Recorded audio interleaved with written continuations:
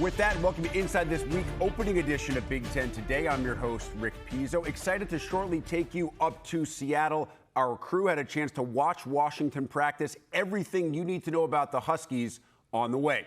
But we begin with the big story. And did you know, no current Big Ten team has played for its conference championship more often since 2011 than Oregon. The Ducks have made 7 title game trips in that span, equating to 1 every other season. That consistency on display each day in Eugene, including during summer training camp, which is where we find Ashley Adamson and Yogi Roth. Rick, thank you so much. It has been a terrific day out here in Eugene, Oregon. There's a lot to talk about. I don't know how we're going to get to everything, but the question that I think every Oregon fan watching this will want us to start with is the quarterback. Who is going to be the starting quarterback? A lot of people assume it's Dante Moore. Let's just start with what you saw today from that position. I do believe that they've got 3 quarterbacks that can start in major college football. Let's start with Luke Moga, the youngest one. Dynamic athlete. He showcased that in their spring games. He showcased that in practice. We got to sit in a quarterback meeting. He's got the acumen, all the intangibles necessary, and the athleticism necessary to play the position. Austin Novosad, he's been here for a couple years now. He's the veteran of the group, at least in Oregon experience terms. He's a pure pocket passer. He's a better athlete than people probably think. He's got all the capabilities to start in major college football. And then there's Dante Moore, to your point, and I think the people's champion to a certain degree. He's unique. I think he's really dynamic. I get it. He hasn't played a half a season as a starting quarterback, hasn't played a full season. He's replacing the 2 most experienced quarterbacks in the history of college football, Ash. But what my eye told me today is to believe the expectation that he can lead this team back to where they were a year ago. Okay, why? Number one, he's an incredible processor, meaning he understands what defenses are doing, understands how the offense wants to attack, and then you look at his ability. He's an elite competitor, and he's tremendously accurate. I'm talking about you're throwing it to a tight end. You could throw it here or you could throw it here. He can hit spots. He can hit numbers. I just think that's such a special trait. And then his football, it's such a catchable ball. Like you watch it, whether it's a deep ball, intermediate, short, swing pass, like everything just seems like it's an easy catch for the receiver or the back, the tight end. So you add all that up, and I just think he's got something unique to him. I think there's a world where he might be the best quarterback in the Big Ten. And I know what I'm saying. You got Drew Aller. You have all these talented players that are returning with so much experience. Mark Gronowski coming from another school with over 40 games under his belt. I think Dante Moore has a chance to be really, really special. It feels like if Dante Moore can pick up where Dylan Gabriel and Bo Nix left off, that this team could go to the moon. I mean, I think there's no limit that you would put on Oregon football. And by the way, you mentioned he's unique. He's also a children's book author. He sure is. Yeah, signed the book today. I'll say this. I think he'll start better than both of his predecessors did if he's named the starting quarterback. Think about it. Bo went down to Georgia. We all remember that was Dan Lanning's first game. Dylan Gabriel, we called the game against Idaho. They were trying to figure out their offensive line, changing centers after the first game. I think the tools around him are, you could argue, a little bit more stable, right? The offensive line is set. You look left to right, and there's still competition on the right side of this offensive line in my eyes. But overall, you got Poncho at center. You got left guard Emmanuel Pregna, the transfer from SC. Isaiah World, all 6'8" of him at left tackle. I mean, he's one of the more special left tackles, I think, in this league. Wide out, I think they're young, but they've got explosive ability to take a top off of defense, can play the perimeter game. Then you've got 4 tight ends, led by, you could argue, the best tight end in America in Kenyon Sadiq. So all of those things, I think, will allow him to settle in to the starting role if named that. We had a chance to catch up with Kenyon Sadiq as part of the show, and I just feel like there is something about him. I can't put my finger on it. Obviously, he's a phenomenal athlete and tight end and football player, but he has this presence, and Dan Lanning's talk about his leadership has taken a huge step this year. Well, he came out of Idaho, right? A state that isn't necessarily known for producing a ton of first-round talent. He said in their documentary series that Oregon produces, that when he talked about his dreams growing up, people would laugh at him. So he's got this massive chip on his shoulder. And then you look at the players he's learned from. Yeah.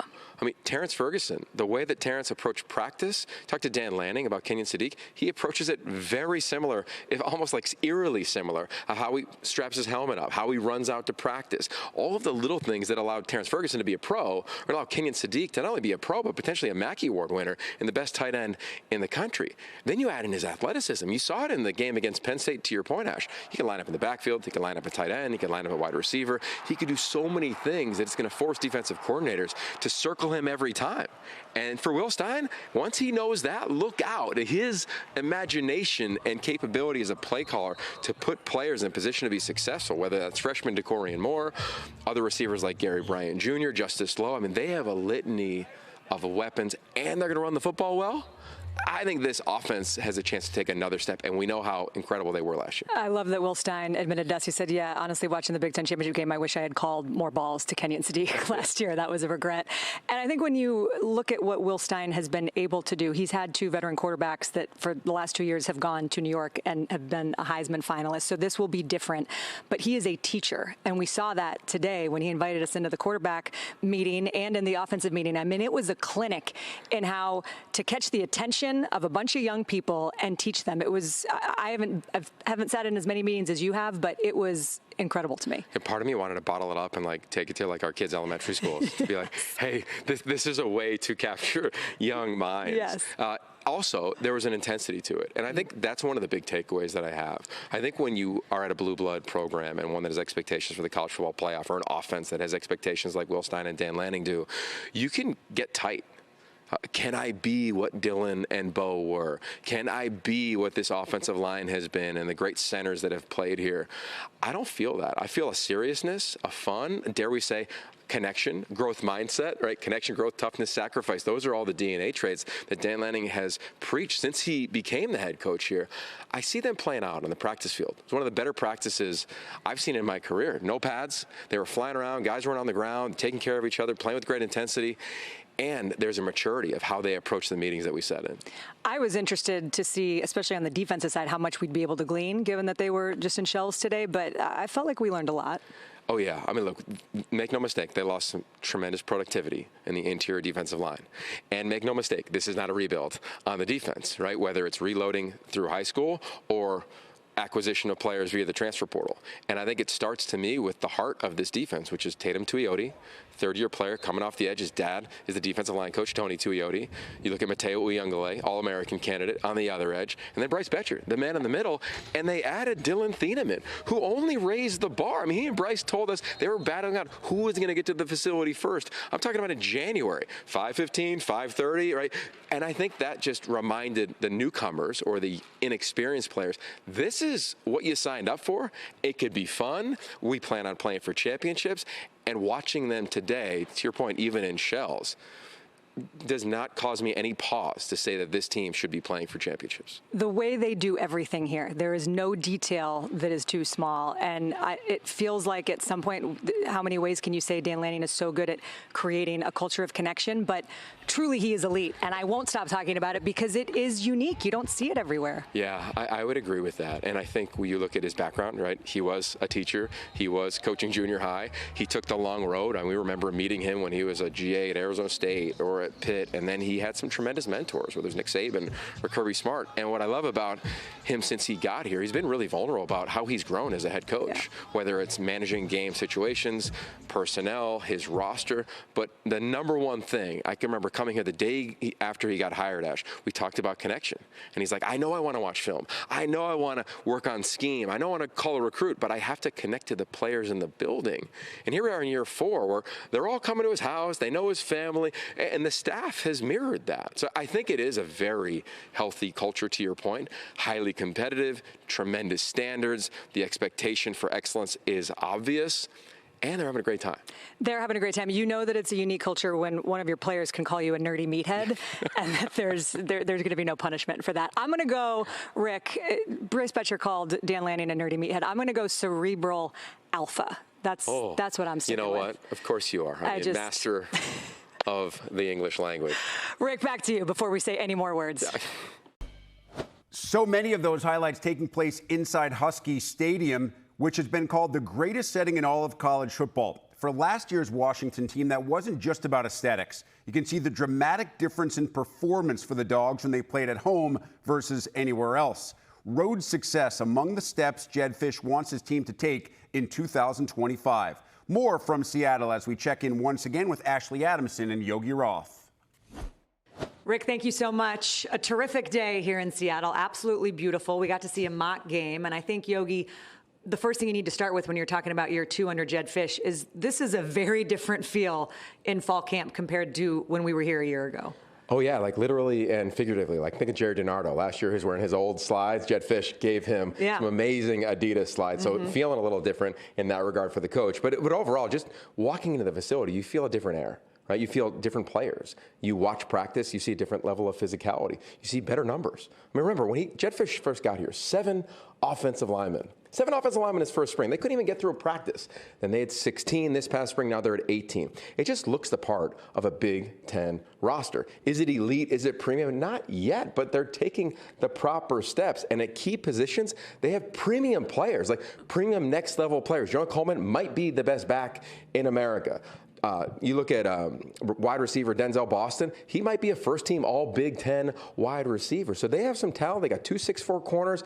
Overall, if you're a UW fan, you should feel confident about where you sit in year 2 with Jedd Fisch. And I think part of that confidence comes from a quarterback that you are very excited about. And Damon Williams started the last 2 games of the season last year. They were both losses. They lost, against Oregon and then Louisville by 1 in the bowl game. But when you think about what he is capable of and how Jedd Fisch talks about him, he didn't have a great first play out here tonight, but then he recovered. What do you make of what he brings at that position? Well, number one, the position is the most challenging position to play in all of sports, and you have to have a growth mindset. And if you look at the way he's approached his craft, you would say, yes, that is him. I remember meeting him in high school at the Elite 11. To your point of his start in the bowl game, he got 15 practices in advance of that game. Then he got 15 more in spring, and he's had about 28 more here in training camp. That's just going to be the position. You're just going to need reps, especially when they are live, because he is a true dual threat player. So number one, can he play from the pocket? Yes. Can he manipulate the pocket? We saw that tonight. After the interception, the next 2 drives, he was able to stay in the pocket,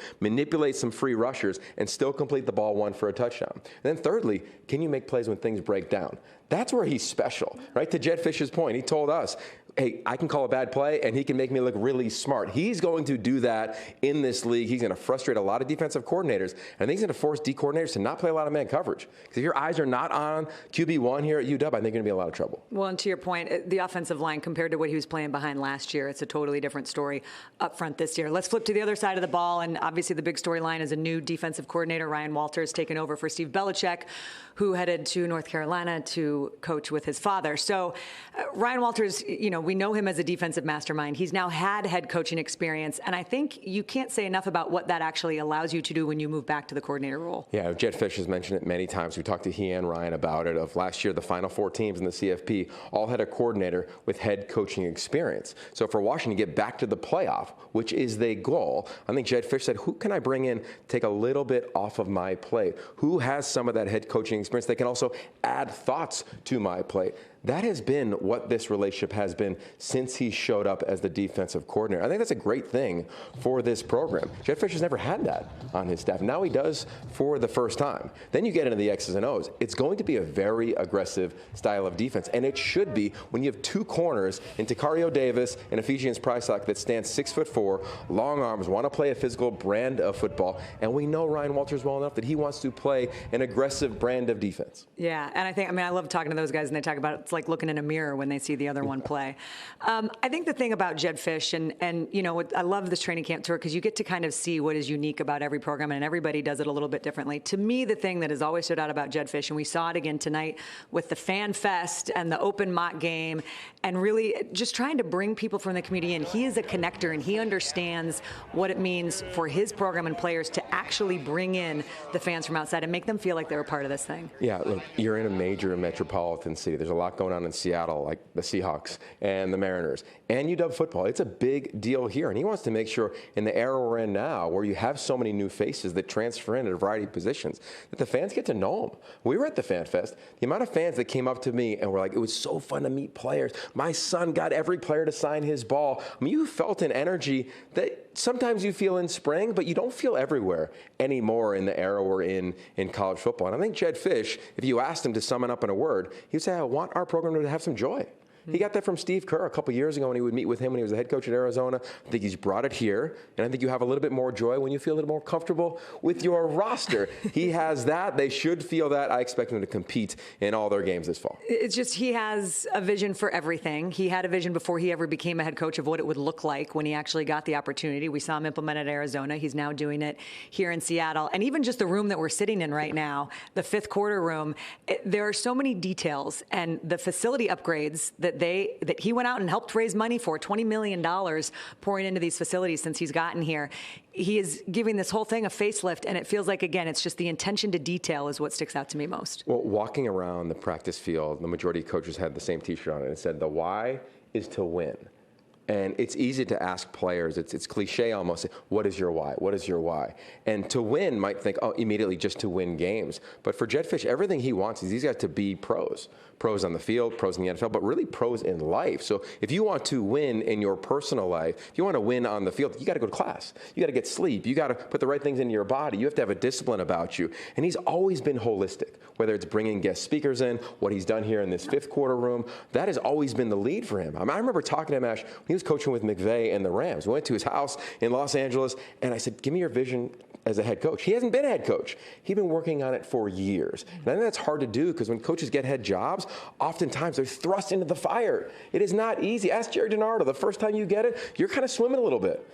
It wasn't easy for Jedd early on, but he always had a plan. He stuck to it. He trusted it. He believed in it. Incredible mentors, and we're watching it play out. And that's why I think this thing will accelerate much faster than traditionally a year 2 or 3 might be. We saw him take a huge step in Arizona from year 1 to year 2, and obviously Husky fans are hoping he's going to do the same thing in Seattle. The thing is, you look at the schedule and you look at who they've got coming to town, especially the Big Ten slate. Illinois, Oregon, Ohio State is who they open Big Ten play with here at Husky Stadium, so that 20-game home win streak may be in jeopardy, but they have a lot of opportunity, and I think last year maybe there were some games that we felt like, well, they're not going to. I feel like they could be in every game, and they will surprise some people this year. Yeah, look, their roster does not look like the heavyweights in this league. It doesn't look like Ohio State. It doesn't look like Penn State. But you only play 11. They can play 11 at a time. So if they can stay healthy, if Zach Durfee can become the edge rusher they need him to be, if Tai Uiagalelei can become a defensive lineman they expect him to be, if Denzel Boston can be an All-American wideout, if Damon Williams can make 3 to 5 what would have been punt the ball away but extend the possessions, maybe 2 or touchdowns, they're going to upset some people. And I think they'll be in every game. They were in majority of their games last year, not necessarily on the road, but I think because of the improved offensive front, I think the dual threat element of their quarterback, and a guy who might be the best running back in the Big Ten. Honestly, and Jonah Coleman, watch what he does and how they utilize him.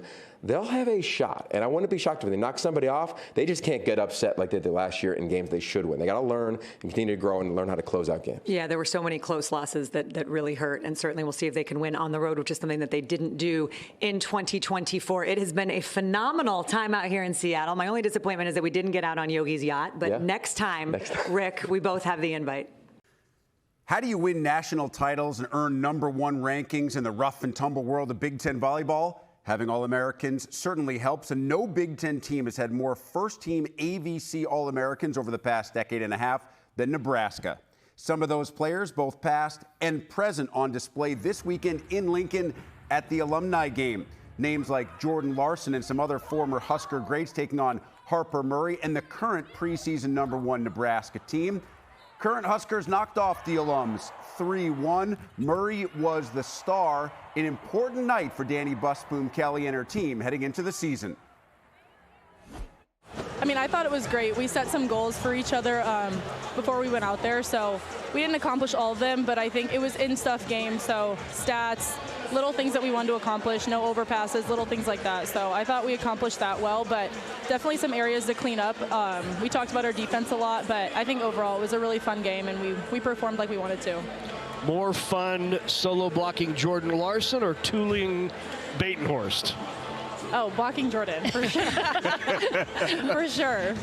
It was awesome to be back. I love just being in this environment. It's awesome. And then being able to play against the Huskers was a cool experience. And I think also to see all the generations of Huskers that have come back and what a team we put together for not much practice. Obviously, too, I think I've played with some of these girls and just being able to attempt to execute, but just really enjoy the moment, have fun, and just what a cool experience. Not a lot of people get to do this and come back and play. Really, truly coming full circle. Husker alumni on one side of the net, current Nebraska players on the other, and of course, a former player, assistant coach, and now head coach, Danny Busboom Kelly, watching it all go down in Lincoln. That will do it for this edition of Big Ten Today. For everyone here at the Big Ten Network, I'm Rick Pizzo. Thanks for being with us. Hope to see you again on Tuesday, noon Eastern, 11 Central.